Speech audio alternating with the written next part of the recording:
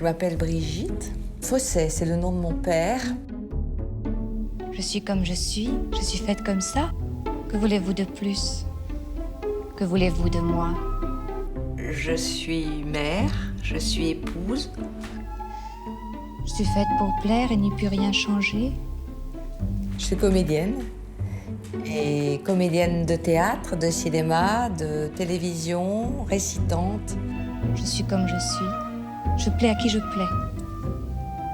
Je voudrais rendre les gens heureux, voilà. Je voudrais leur apporter de la joie. Et j'y arrive pas toujours. Mais quelquefois j'y arrive. Quelquefois j'y arrive. Révélée par Jeux interdits à 6 ans, Brigitte Fossé a été la mère de Sophie Marceau dans La Boum. On l'a vue grandir à l'écran, passer du statut d'enfant star à celui d'incarnation de la femme française, entre élégance et retenue. Une femme qui nous convie au cœur de son intimité, en compagnie de sa mère et de sa fille, et revient pour nous sur les lieux de son enfance.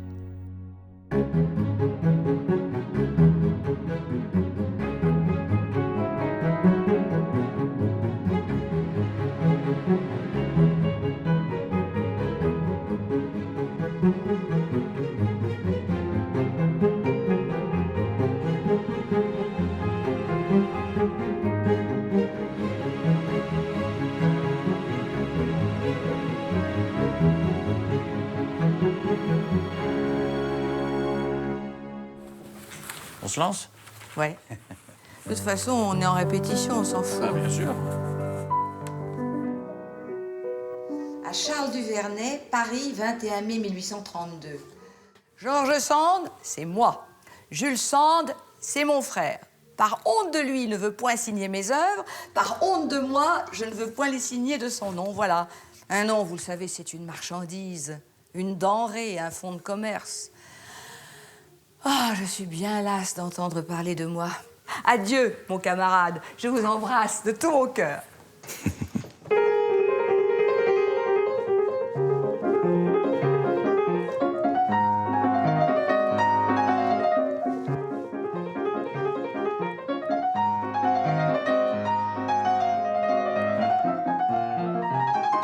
Dans une salle du Conservatoire de Paris, Brigitte Fossé répète avec le pianiste Yvan Ry son spectacle « Sans des Chopin, vie et passion ».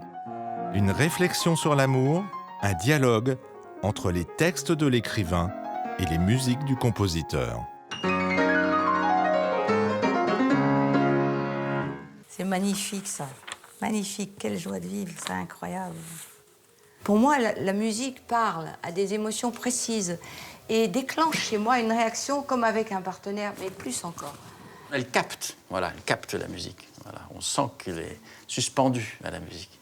Pas juste l'écouter comme ça pour se faire plaisir, mais être vraiment dans la musique. Puis surtout, bon, il m'écoute quand je lui donne mon avis sur la musique, alors que je suis mélomane, mais je ne connais pas grand-chose. Je le sens comme ça, avec mon cœur, c'est tout.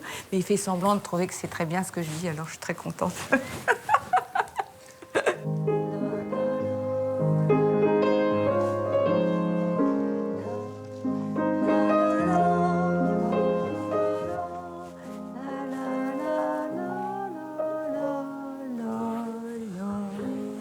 Ça, c'est une valse. Je dansais à Tourcoing sur cette valse avec mon père. Il m'a appris la valse là-dessus. Tourcoing, dans le nord de la France, là où est née Brigitte Fossé.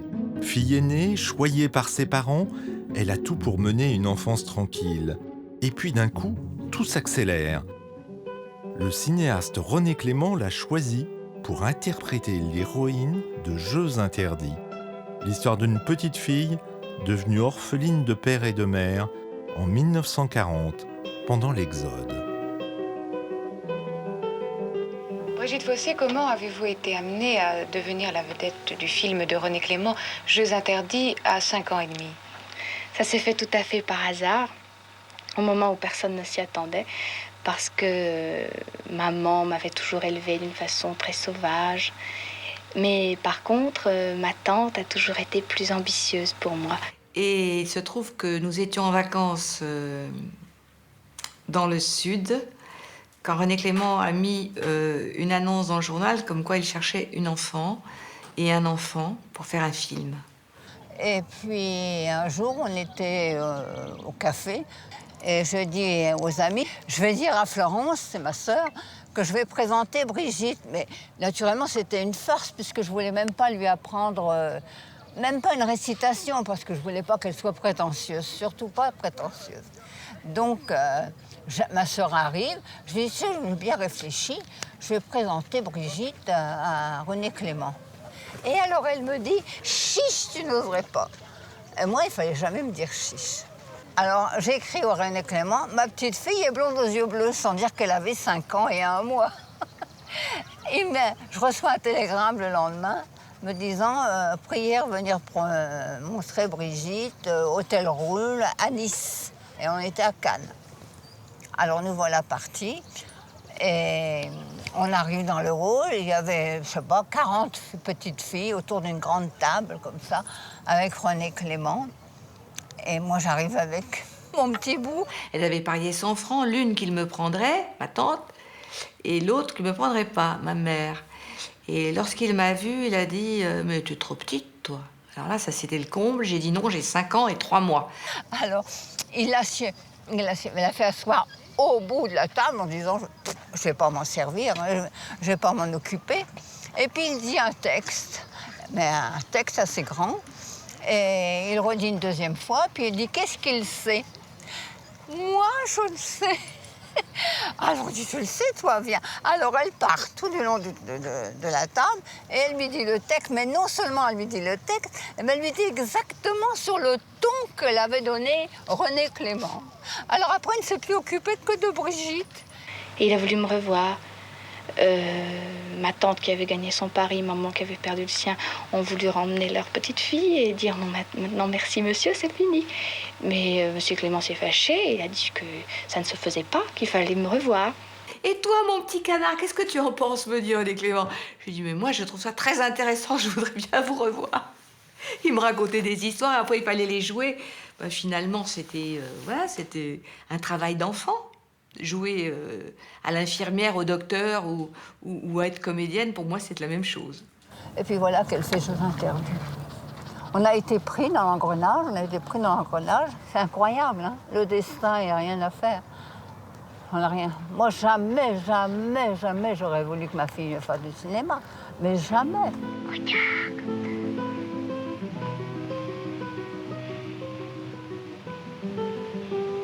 Oh, ils sont chauds. Vous sentez-vous responsable de sa vocation de comédienne? Non. Pas du tout, c'est elle qui est responsable d'elle-même. Elle a été responsable d'elle-même dès le début. Notre rencontre, c'est un enrichissement pour nous deux, mais elle est elle d'abord. En fait, j'avais pas une immense sympathie pour René Clément, mais je sentais qu'il y avait une aventure au bout de ça et que j'allais apprendre quelque chose et que j'allais travailler. Et que j'allais rentrer dans une équipe d'adultes et qu'on allait s'adresser à moi comme à une personne et non pas comme à une petite fille.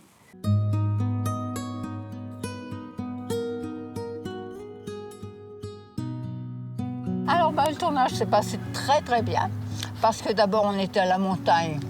Donc, Brigitte était en forme, elle mangeait toute la journée, donc c'était parfait. Elle était dehors toute la journée, c'était magnifique.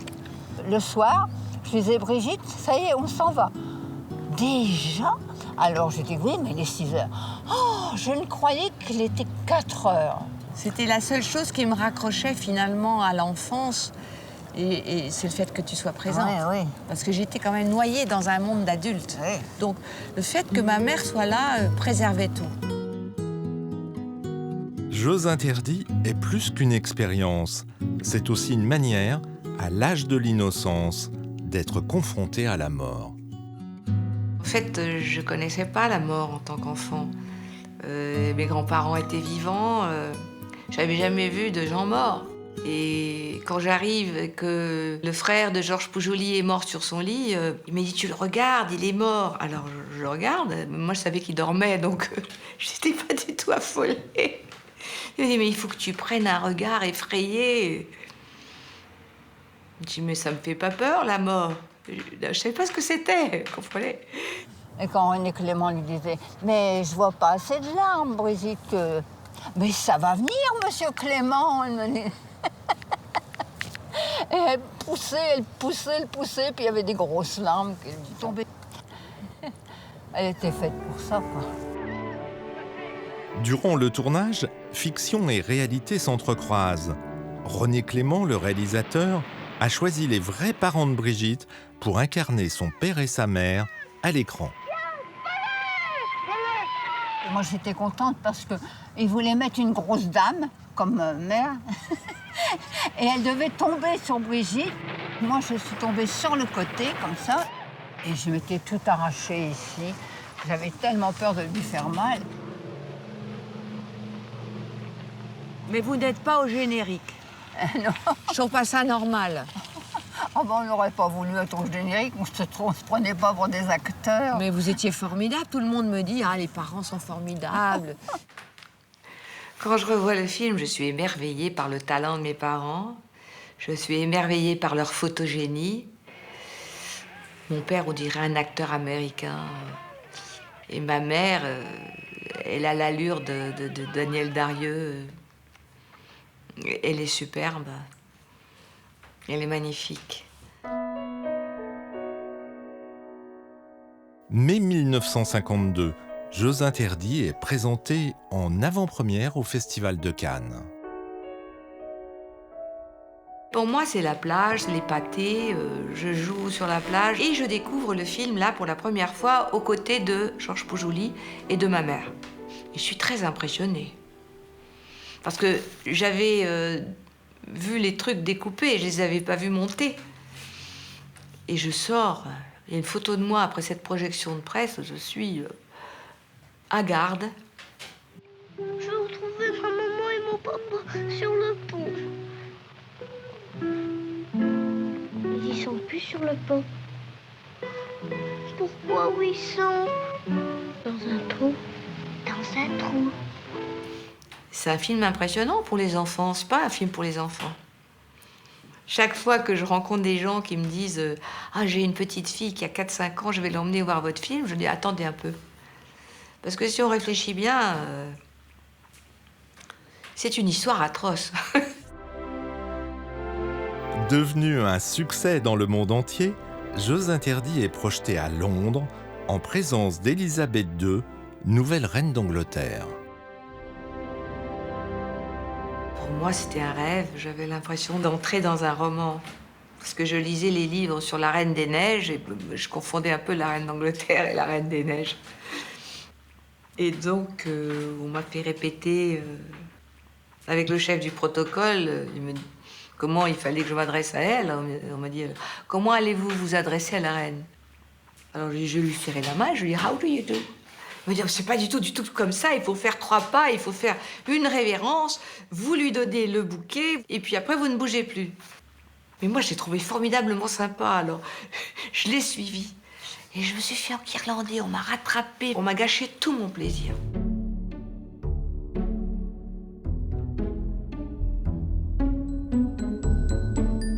Pendant quelques mois, Brigitte Fossé aura donc vécu le tournage de Jeux interdits comme une parenthèse enchantée. Mais il lui faut reprendre une vie ordinaire, une vie d'enfant, comme les autres. Là, on arrive à Tourcoing, j'ai l'impression. Comment ça s'appelle, ce boulevard? Je crois que c'est ici que ma mère a rencontré mon père, au boulevard Gambetta. Ma mère venait de Boulogne-sur-Mer et il s'est assis devant elle, dans l'autobus, et il lui a dit « Je vois la mer dans vos yeux ». Depuis son enfance, elle n'était jamais revenue à Tourcoing. Les 6 ans et demi jusqu'à 9 ans ont été les 3 années les plus importantes de ma vie. Parce qu'après Jeux interdits, quand je suis revenue, je peux vous dire que j'ai dévoré mon enfance. À peine arrivée, Brigitte part à la recherche de la maison où elle a grandi. Rue de Chantilly, vous avez vu, c'est caché. Alors en haut, il y a la maison, normalement. Et voilà, voilà, c'est fini. Mais là, il y a un nouvel immeuble, mais qui est déjà ancien. Mais voilà, ma maison n'est plus là. Et toutes les autres petites maisons ont disparu. Et puis là, il y avait une grande maison magnifique qui a disparu aussi. Alors, quand je regarde là, je suis encore capable d'imaginer que je suis à cette époque où j'habitais dans cette maison derrière moi. Parce que là, rien n'a changé. Mais ça fait rien, elle est là, la maison, elle est là. C'est pas grave, ça me fait pas de peine. Parce que j'ai tout gardé. C'est le souvenir, en fait, du bonheur absolu. Voilà, c'est le souvenir du bonheur absolu. Et puis le fait que Françoise venait me rejoindre tous les jours au coin, là, je la retrouvais au coin de la rue et on partait à l'école par la rue Paul Doumer. Françoise, son amie du primaire, qu'elle retrouve à l'occasion de ce retour aux sources.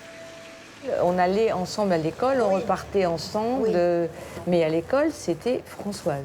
Il n'y avait personne d'autre. Ouais, ça n'a pas changé, la porte d'entrée. Pas du tout. Bonjour. Bonjour, Mme Fossé. Je suis enchantée de vous voir et de vous connaître. Françoise était à l'école avec moi dans la même classe. Bonjour, madame. Bonjour, madame. À l'école Notre-Dame de l'Immaculée, Brigitte et Françoise renouent avec le parfum de leur enfance. Ah, ils sont dans le réfectoire. Qu'est-ce qu'ils sont mignons. Il y a encore le tablier. Hein. Nous, on avait un tablier, mais ils n'étaient pas tous de la même couleur. Mais il y a toujours la même bonne ambiance. Je reconnais tout, je me souviens de tout. J'ai l'enfance vissée au corps. C'est extraordinaire. Alors, Brigitte était une petite fille. La chevelure n'a pas tellement changé, blonde, bouclée. Et le sourire non plus n'a pas changé, souriante. Elle faisait tout pour ne pas être différente des autres, être considérée comme les autres. Mais à l'école, Brigitte avait été repérée comme l'actrice. Ah non, c'était très important, très important. Elle avait réalisé, fait quelque chose qui nous émerveillait et que, quelque part, on aurait bien aimé faire. Hein. C'est normal, parce que le film avait pris des proportions incroyables. Il y avait un très gros succès. Oui, et puis les parents des enfants étaient très frappés par ce film, parce qu'eux avaient connu la guerre. Oui.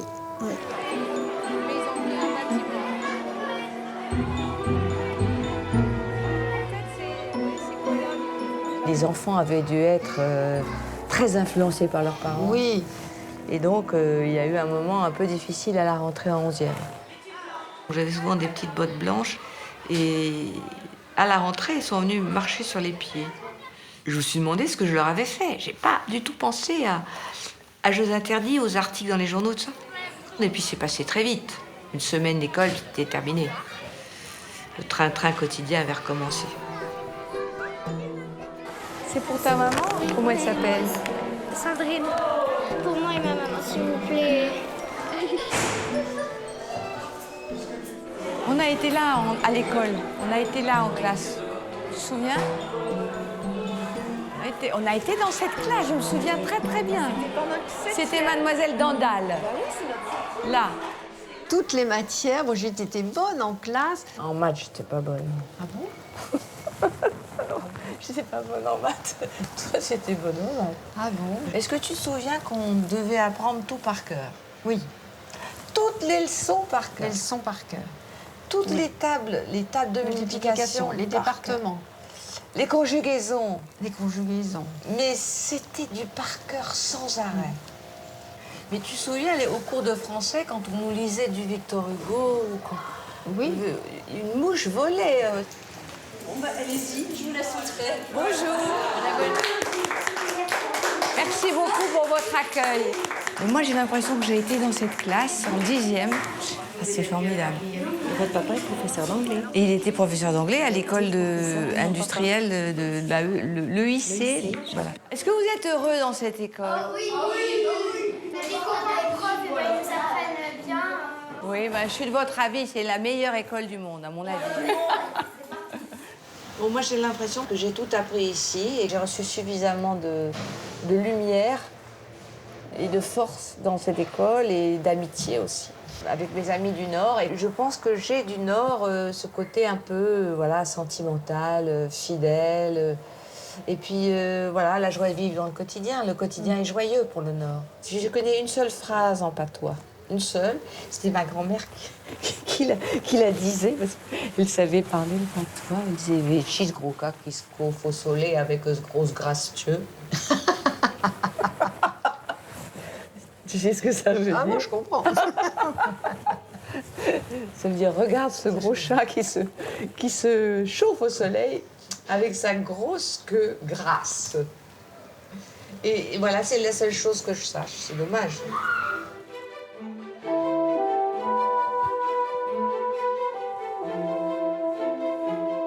En réalité, Brigitte ne va pas tarder à quitter le nord de la France.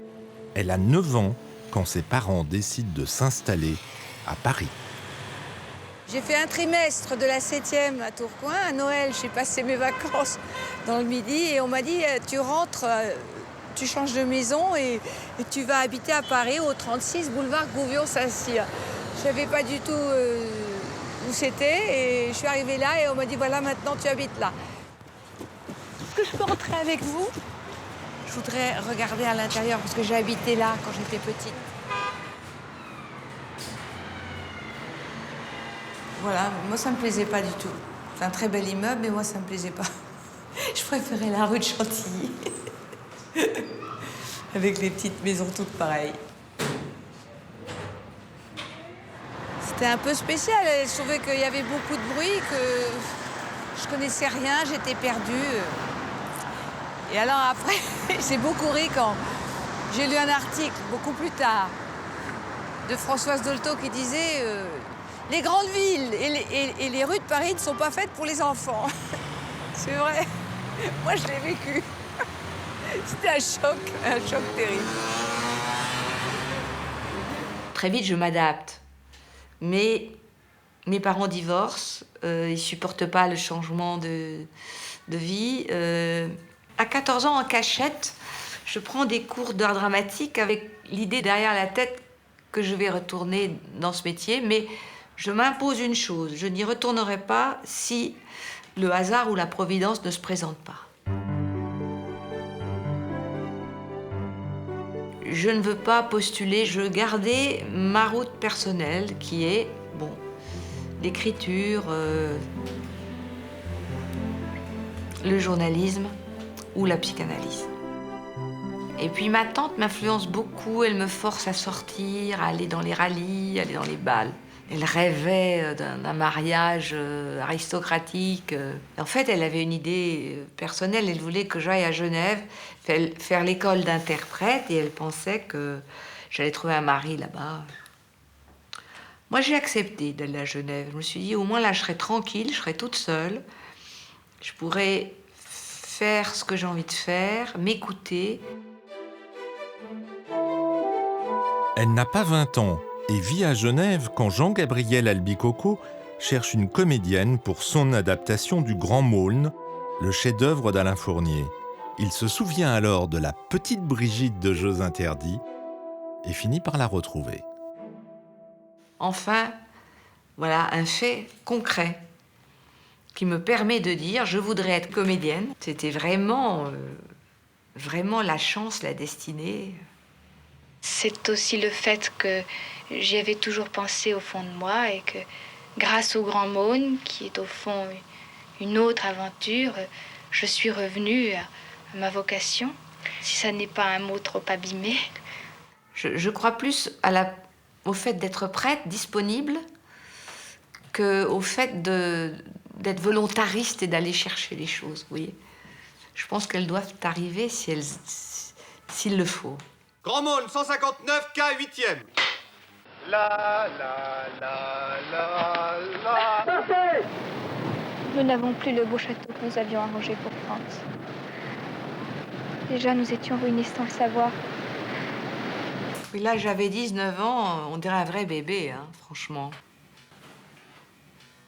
Mais c'est vrai que j'avais beaucoup de chance d'avoir un très long cou pour jouer ce rôle. tout le monde se moquait de moi parce que j'avais un trop long cou. Mais là, pour le rôle, du coup, c'était vraiment, qu'à de le dire, c'était vraiment très utile parce que c'est très aristocratique, en fait, d'avoir la possibilité de mettre un truc très haut et qui, en même temps, il reste encore du cou. Le genre de carrière que j'envisage de faire. C'est une question très compliquée, ça. Vous me demandez de lire dans l'avenir.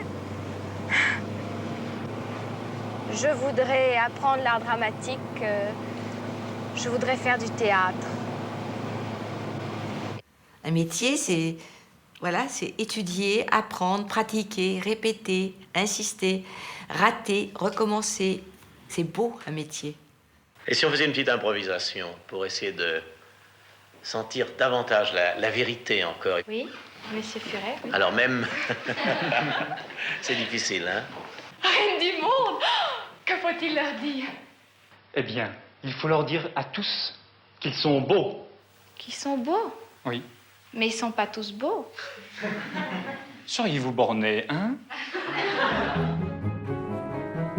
En 1966, après Le Grand Maulne, alors qu'elle n'a jamais joué au théâtre, on lui propose de reprendre le principal rôle féminin de L'été, une pièce de Romain Weingarten, jouée au Théâtre de Poche.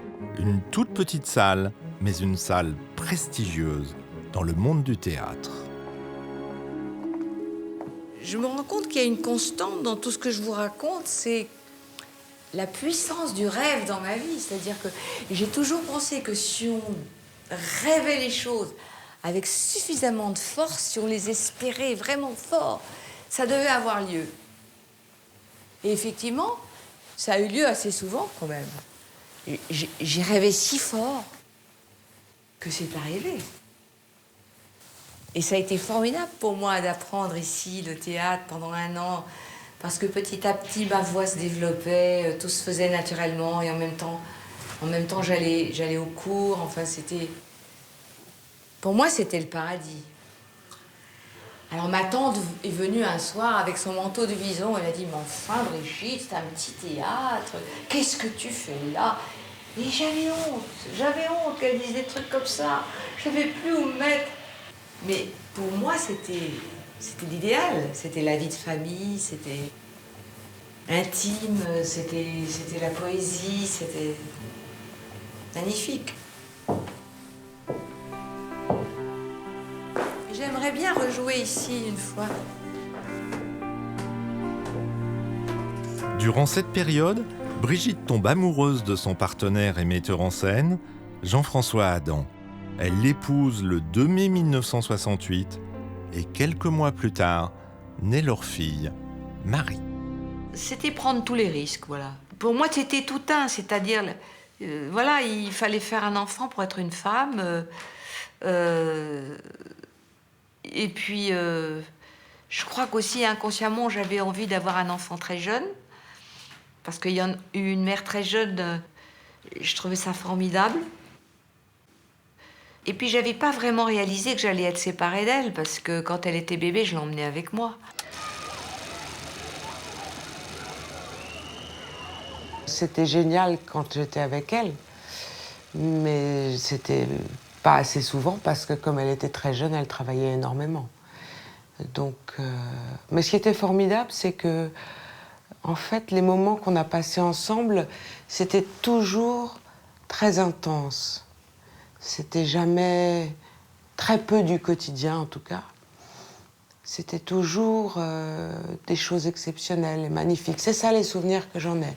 En fait, tout s'est arrangé grâce à ma mère parce que je me suis installée à Boulogne dans un immeuble au 5e étage où Marie avait sa chambre.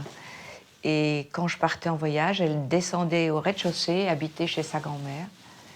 Et elle gardait les mêmes amis, la même école. Et quand je revenais, elle retrouvait sa chambre. Mais elle pouvait également, avec ma mère, aller chercher des choses dans sa chambre quand je n'étais pas là. Ce qui était rigolo, c'est quand on se retrouvait toutes les trois. C'était marrant, quoi. Moi, j'étais au spectacle un peu, parce qu'elles se chamaillaient pas mal toutes les deux. C'était rigolo. Et c'était vivant, c'était la famille des ch'tis.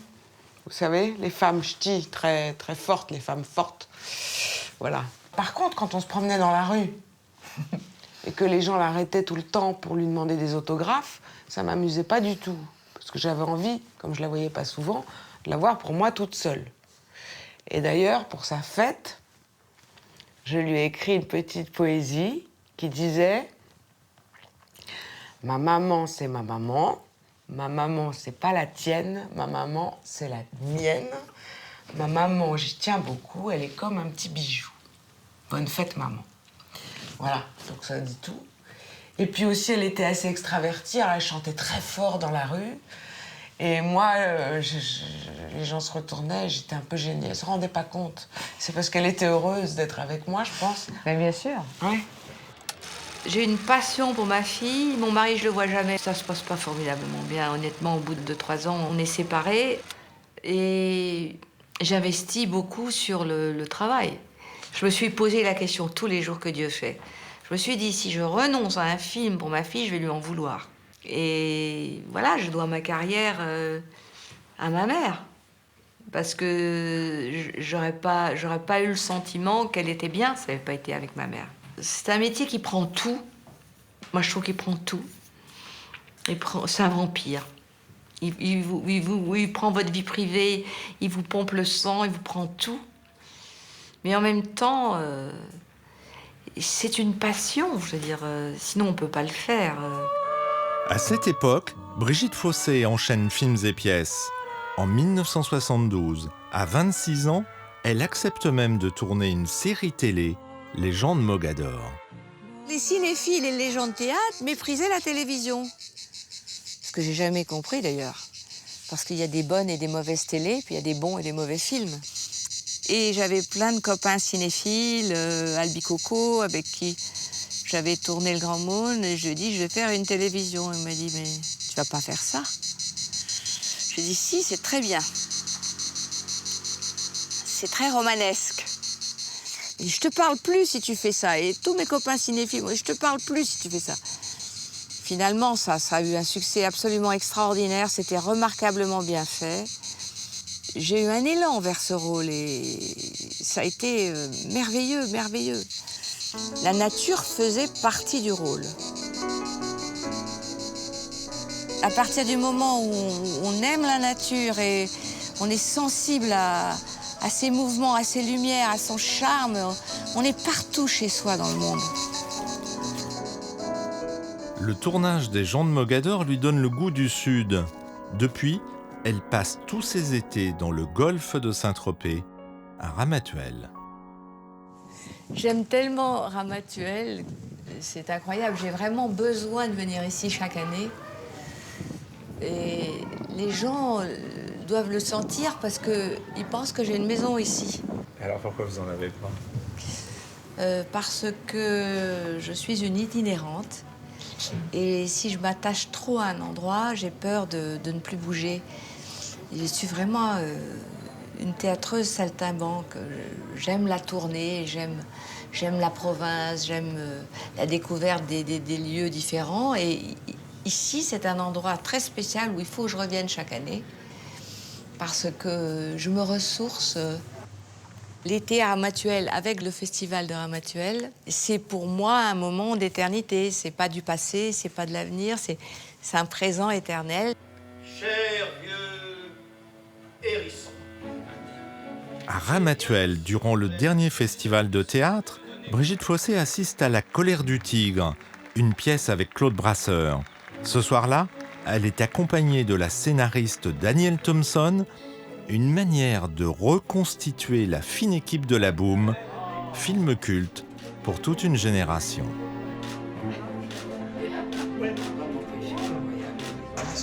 Ça a été un casting touché par la grâce. Mais c'est Claude qui est venu te chercher, je crois. On avait le même professeur, qui était Andreas Goutsinas. Voilà, et qui a été très important dans le choix de notre casting. Absolument. Parce qu'il connaissait toi, et il connaissait aussi Claude. Oui. Et il disait, je les vois très bien ensemble parce que c'est le couple complètement inattendu, donc complètement normal. Parce que justement, c'est bizarre de voir Claude Brasseur et Brigitte Fossé. Et justement, un couple, c'est toujours bizarre. Comme ça, hier soir. Je te signale que ta fille, tu sais, celle que tu as reconnue il y a 14 ans, fait une boum demain pour son anniversaire, qu'elle s'en réjouit depuis des mois. Je joue le rôle d'une femme qui essaye de courir 3 lièvres à la fois, la maternité, le travail et la vie de femme mariée. Et puis en plus de ça, il y a son poussin là qui pense plus qu'au bout, et qu'elle a pas eu le temps de voir grandir. Quel bébé? Qui va avoir un bébé? Mais ce qu'il y avait aussi, c'est que j'avais une fille, moi, et que je vivais ça. J'étais déchirée entre mon travail et ma maternité. Et j'avais du mal à suivre. J'avais vraiment l'impression que, voilà, je faisais bien ni l'un ni l'autre. Ça, c'est le problème oui, récurrent. Oui, c'est ça. Et donc, la première fois qu'on s'est rencontrés avec Daniel, on a parlé de ça. On était un petit peu dans la même situation. Ouais. Sauf que ta fille avait, je crois, 2 ans ou 3 ans de plus que la mienne. Probablement, oui. Ma fille avait...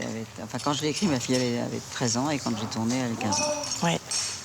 Donc, mais la nouveauté du film, c'était que l'héroïne avait 12 ans et demi, 13 ans. Sophie avait 12 ans et demi quand elle a tourné. Et c'était ça qui était nouveau et qui maintenant est complètement admis, c'est que tout à coup, à 12 ans, à 13 ans, voilà, on sort, il y a des booms, enfin bon, moi je ne m'attendais pas du tout à ça. Qu'est-ce qui m'arrive là? Qu'est-ce qui se passe avec cet enfant qui me dit qu'elle veut vivre sa vie, elle veut sortir? C'était affolant. Et c'est à ce moment-là que ça s'est passé, ce tournant. Que tu as dû vivre avec ta fille aussi. Oui, forcément. mais le problème, c'est qu'elle est venue à la première de la boum à Boulogne et que le surlendemain, elle m'a dit voilà, j'ai une boum à telle heure, etc. J'ai dit mais écoute, tu vas pas me réciter le film maintenant. Hein, parce que c'est difficile pour toi d'être la vraie mère avec la vraie histoire. Oui, parce qu'elle avait 2 ans de moins et elle en profitait, ouais, tu comprends. Bien sûr. Elle voulait gagner 2 ans. Et elle les a gagnés? Ben oui. Ben oui. Dreams are my reality, the only kind of real. Je fais une boum, vous pouvez venir? Ouais, peut-être. Ça y est, ça va être génial. Tu sais très bien que je t'interdis de monter sur une mob. Maman, je te présente Mathieu. Et sans casque en plus. Mais je sais que quand j'ai vu le film, puis je le revois de temps en temps même, ça m'arrive quand il passe à la télévision, il m'arrive d'en voir 5 minutes. C'est un film qui m'émeut profondément. Ça, je te l'ai jamais dit. C'est-à-dire que ça parle de la maman et de la jeune fille, quoi. Ben, la comédienne, c'est ma maman. Mais dans la boum, c'est particulier. Dans la boum, c'est un peu plus ma maman. Je pense que c'est peut-être le seul film où vraiment... les rapports avec la fille, c'est incroyable. Mais c'est toi aussi, parce que 2 ans après, tu m'as sorti tous les trucs que disait Sophie Marceau dans le film. Ah bon? Ah oui. Quand tu disais que je sais plus ce que tu voulais faire, que tu voulais aller t'installer ailleurs, je sais pas quoi, et moi je te sortais, mais tu n'es pas en cage, tu fais ce que tu veux. Ah oui, il y avait plein de choses. Il y avait plein de choses. Tout à coup, je me disais, mais j'ai déjà dit ça quelque part. Ah oui, c'était dans la boum. Pour Brigitte Fossé, la boum marquera également une date importante dans sa vie personnelle. Une nouvelle preuve que chez elle, les choses semblent toujours prédestinées. Dans la boum, mon mari est dentiste et à un moment donné, il passe sa thèse devant le doyen Veil. 1 an plus tard, mon propre dentiste me demande si je veux bien assister à sa thèse. Je lui dis volontiers. Ça a lieu où? Il me dit à la fac de Montrouge devant le doyen Veil. J'étais absolument sidérée. Je viens, j'assiste à la thèse et le doyen me dit « Madame, vous êtes contente ?» Je lui dis « Mais vous dites la même chose que dans la boum, mais il y a quand même une légère différence. Dans la boum, j'étais mariée avec Claude Brasseur, tandis que Yves Samama, c'est mon dentiste. Je n'ai pas à être contente ou mécontente. Je suis sa patiente et voilà, et j'ai beaucoup d'admiration pour lui. C'est tout. » Et puis, 5 ans plus tard, je l'ai épousé. Voilà. Depuis son mariage, Brigitte Fossé est de moins en moins showbiz. Elle privilégie sa vie familiale à ses amitiés avec ses partenaires de théâtre ou de cinéma. Il y a beaucoup de gens qui me prennent souvent pour quelqu'un de snob ou de sauvage ou de retiré, alors qu'en fait, c'est pas le cas du tout. Moi, j'aime tout dans la vie. J'aime la simplicité, j'aime le monde, j'aime le travail, j'aime la solitude. J'aime des rythmes de vie très différents. Et c'est vrai qu'il y a des moments où je me retire. Je me retire parce qu'il le faut aussi pour mon métier ou pour ma famille. Et je revendique cette liberté. Je développe des rapports très passionnels avec mes partenaires. Et puis après, la vie fait que je retourne, si vous voulez, dans le giron de ma vie privée, de ma famille, à laquelle je me donne beaucoup. Et ma famille est très sauvage. Et je respecte ça. Moi, je veux rendre les gens que j'aime heureux. Déjà, je les rends pas très heureux parce que je suis souvent absente, souvent en tournée ou dans d'autres villes ou préoccupée parce que j'apprends des textes. Donc, j'estime que je dois faire des concessions. Et les concessions que je fais, c'est que malheureusement, je ne vois pas assez mes amis de ce métier. Mais je crois qu'ils le savent et qu'ils me le pardonnent. Il est vrai que Brigitte Fossé a travaillé avec les plus grands. Au cinéma, elle a tourné dans Les Valseuses, aux côtés de Gérard Depardieu, un film qui a fait scandale à sa sortie. Quand j'ai rencontré Bertrand Blier et Paul Claudon, qui était producteur, qui était un de mes amis, il m'a dit « Enfin, Brigitte, j'ai honte de te proposer ce rôle. Tu vas pas faire ça, toi, quand même. Tu vas pas montrer tes nichons, etc. » Et je lui ai dit « Mais Paul, vous vous rendez pas compte, c'est un rôle admirable. » Et en fait, c'était un défi, encore un défi. J'aime beaucoup les défis. Mon agent m'avait dit « Ne fais pas ça, surtout. » Et mon père m'a dit « Il y a une chose que je ne te pardonnerai jamais, c'est d'avoir tourné dans Les Valseuses. » Brigitte Fossé, comédienne. Brigitte a aussi joué avec Bruno Kremer et Jacques Dutronc dans Le Bon et les Méchants de Claude Lelouch, Bernard Giraudot dans Croque la vie de Jean-Charles Taquella, Patrick Devers dans Un mauvais fils de Claude Sautet, Charles Denner dans L'homme qui aimait les femmes de François Truffaut. Alors ça, c'est la merveilleuse affiche avec Charles Denner qui regarde les jambes des femmes. Les jambes des femmes sont des compas qui arpentent le monde en lui donnant son équilibre et sa gravité. C'est une image extraordinaire. Brigitte Fossé a même été sollicitée par les Américains. Elle a été la partenaire de Paul Newman dans Quintet de Robert Altman. Ah, ça, c'est le rêve de ma vie, hein. Je me souviens que j'avais demandé pour cadeau de Noël un très beau cadre en métal argenté pour y mettre la photo de Paul Newman à mon chevet. J'avais 13-14 ans. J'avais découpé sa figure dans Cinémonde. Il avait les yeux turquoises. Et il était sur ma table de chevet. Et ma mère m'a dit « Mais pourquoi tu as mis Paul Newman sur ta table de chevet ?» Je lui ai dit « Mais parce qu'un jour, je le rencontrerai et puis je tournerai avec lui. » Encore un rêve. La carrière de Brigitte Fossé est riche d'une 50aine de films et d'une 20aine de pièces mises en scène par les plus grands noms du théâtre. Au milieu, une date clé, Le Château des Oliviers, une nouvelle série télé, un immense succès populaire qui lui vaudra un 7 d'or. Mon ami Pierre Grimblat me donne rendez-vous et il me dit « Ma petite, je voudrais que tu aies de la terre dans les pieds. Je voudrais que tu aies des mottes de terre dans les pieds. » Et je lui dis « Ah, enfin quelqu'un qui m'a comprise.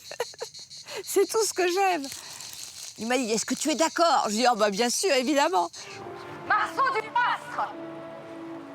À moins qu'ici, vous ne trouviez plus saignant de vous appeler Monsieur Pierre Séverin.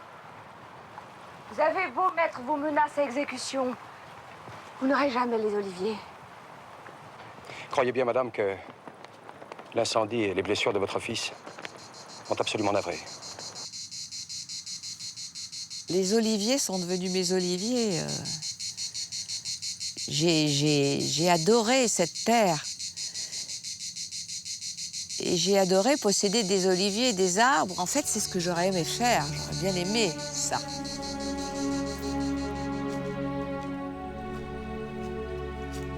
le Château des Oliviers qui lui donne l'occasion de jouer avec sa fille, Marie, devenue elle aussi comédienne. Ce qui est étrange, c'est que ma fille ne m'a jamais dit qu'elle voulait être comédienne. Elle ne me l'a jamais demandé, elle l'a fait. Et le jour où elle a eu son bac, où elle a eu le résultat du bac, elle m'a dit, maintenant j'ai 17 ans ou 18 ans, je ne sais plus, je serai comédienne, j'ai choisi mon professeur, j'ai rencontré Vera Gregg, elle me prend dans sa classe libre et je lui ai dit que je m'appelais Marie Adam, elle ne sait pas que je suis ta fille. Voilà, je serai comédienne. C'est formidable, non? D'avoir tenu ce secret si longtemps, de l'avoir mené à bien et de l'avoir réalisé sans me consulter. Mais il faut dire que moi, je crois qu'on est comédien malgré les difficultés. Ça change. Oui, c'est sûr, mais c'est le seul moyen pour moi de résister. Olivia. Frédéric Hébrard voulait absolument que le rôle de ma fille soit joué par ma fille, parce qu'elle savait que Marie faisait du théâtre. Bah moi, j'avais pas envie au début, parce que ça me mettait la pression. Je voulais pas le faire, je m'en souviens très bien. Et je me souviens qu'à l'époque, donc je jouais dans la Cerisay à la Criée. Le tournage était dans le Luberon. Et mon agent, la prod, tout le monde m'a appelée en me disant si, il faut le faire. Et comme j'étais toujours très orgueilleuse, je disais moi, je veux pas. Et puis, finalement, je me suis laissée convaincre. Avoue que tu voudrais que je vende les oliviers. Mais pas du tout, maman. S'il y avait un moyen de garder les oliviers, crois-moi, je serais la première à me battre. Eh bien, tu vois, moi, j'ai trouvé un moyen et je me bats. Parce que tu es agressive. Ce que j'ai le plus appris, c'est l'exigence qu'elle a vis-à-vis d'elle-même. Elle ne laisse rien passer. Elle travaille tout le temps. Elle cherche tout le temps. Et vraiment, je tire mon chapeau. Exigeante, passionnée, volcanique, Brigitte Fossé projette l'image d'une femme solaire, lumineuse, apaisée, incroyablement sereine. J'ai envie de projeter de l'équilibre parce qu'il y a en moi une grande vulnérabilité, une grande sensibilité. Et donc, si vous voulez, je fais en sorte que chaque journée m'apporte un élément qui construise. C'est-à-dire une très belle musique, une très belle promenade, une très belle rencontre, une très belle lecture, une très belle phrase, ça peut faire une journée. C'est pour ça d'ailleurs que j'ai fait mon abécédaire spirituel, parce que c'est comme un livre de chevet, et si vous l'ouvrez à n'importe quelle lettre, il y a une phrase qui construit. Je pense que nous sommes liés à des choses qui nous dépassent infiniment. Je respecte beaucoup la religion. Je la respecte, je la pratique. C'est secret, c'est-à-dire quand je suis sur un tournage, par exemple, je dis pas je vais à la messe. Je dis j'ai un rendez-vous. Je vais à mon rendez-vous. Ce sont des rendez-vous privés, des rendez-vous d'amour. Voilà, on parle pas de ces rendez-vous d'amour.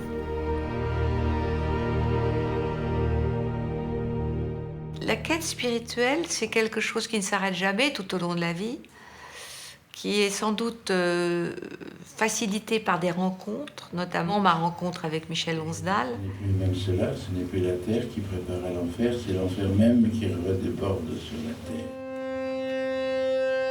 Michael Lonsdal, qu'elle retrouve à l'issue des représentations de son dernier spectacle. Ensemble, ils doivent bientôt interpréter le Cantique des Cantiques.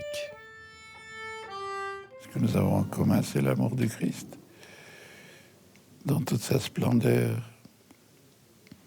Enfin, je sais pas, moi, je le ressens comme ça. Oui, je le ressens comme ça aussi.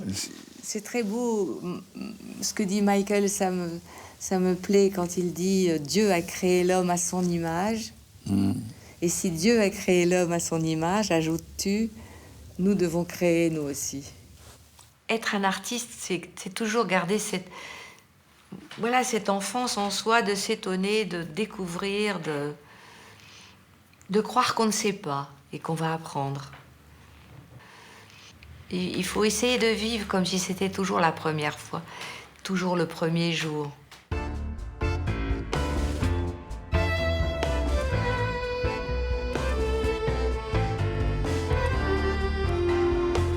Ça y est, il faut bouger un peu, il faut danser sa vie. Je crois qu'il faut vivre sa vie comme un tango, il faut toujours repartir. C'est au moment où on croit que la danseuse va tomber, qu'elle est rattrapée, et ça part dans des tourbillons encore plus brillants parce qu'elle est tombée. Et voilà, je pense qu'on se construit sur nos échecs et sur nos ratages, comme dans le tango. Je trouve que la vie a 1000 facettes, 1000 couleurs. Il faut essayer de les vivre toutes.